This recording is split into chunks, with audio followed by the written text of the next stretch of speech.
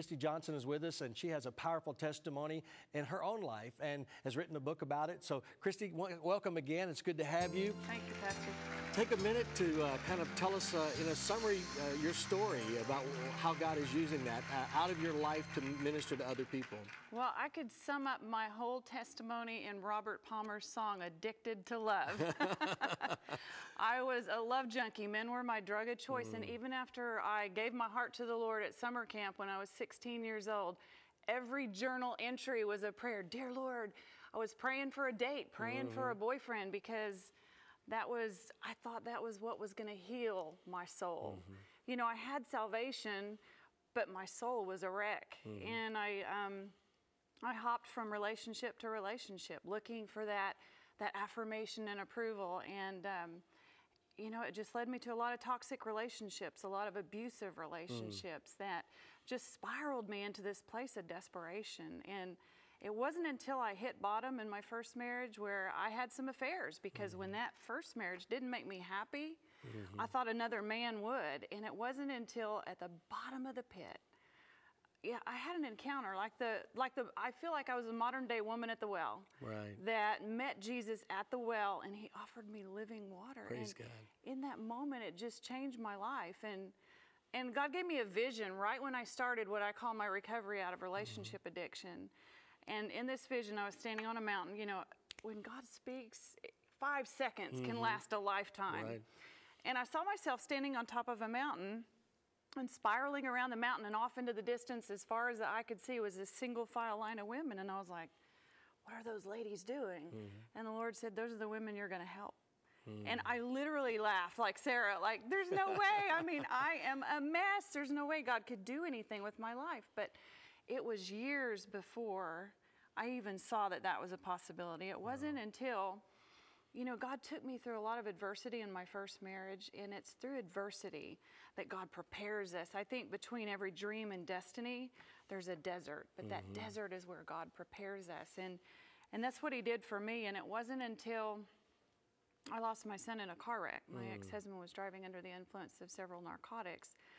But everything I had learned about walking with the Lord, about maintaining joy in the midst of adversity and persevering when things didn't look good, and I had a choice that day. And that's the day after Jake passed away. It was like, that's when the Lord showed me the reality of that vision. And I still didn't share it for many years, because I thought, who am I? People are going to think I'm puffed up and full of myself. But I began to see that God brings beauty after the pain, and that he wanted to use all that pain and adversity for his kingdom purposes, to train other women how to walk in soul health. And that's why I wrote Love Junkies, because I was a love junkie, but you know what? He's my love now. Amen. And so many Christian women need to know that now. They may go to church every Sunday. They may go to Bible study and have Post-it notes with scriptures all over the place. But how do we get soul healthy? You know, Jesus said, love others as you love yourself. And so many of us don't know how to love ourselves. We think it's ungodly to love ourselves, but we have to guard our hearts. Absolutely. Well, you know, loving ourselves is not necessarily this narcissistic ideal that it's all about me and selfishness. It's about valuing what God has made. And helping us become what God intended for us to be as well. And so not only through your book and through your testimony, but you also have a video teaching series that they can benefit from that as well. So women's groups could be able to take this as a Bible study group or something? Exactly. There's 9 video sessions that are about 20 minutes long, and a leader's kit that they can get, so that they'll have all the tools they need. You don't have to be a Bible study teacher, just someone that has a heart to minister to women, and it gives you everything you need. And a video player.